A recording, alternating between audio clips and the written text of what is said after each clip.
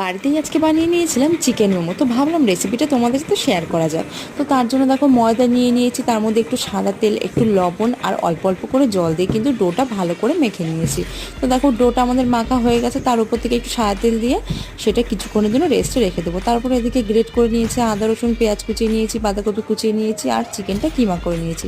তারপর একটা ফ্রাই প্যানে সাদা তেল দিয়ে পেঁয়াজ কুচি, বাঁধাকপি কুচি, গ্রেট করা আদা রসুন, চিকেন কিমা, গোলমরিচের গুঁড়ো, সয়া সস আর একটুখানি লবণ দিয়ে সেটা হালকা করে কিন্তু ফ্রাই করে নিয়েছি। তারপরে সেই ডোটা থেকে ছোট ছোট করে লেচি কিন্তু কেটে নিয়েছি। সেই লেচির থেকে একটা একটা করে কিন্তু আমরা বেলে নেব। বেলে তার মধ্যে দেখো পুর দিয়ে দেবো, পুরটা দিয়ে ভালো করে মুড়ে দেবো। তো দেখো আমার মোড়াটা কিন্তু ভালো হয়নি, তোমরা যদি আরো ভালো করে এটা মুড়তে পারো তো দেখতে আরো ভালো লাগবে।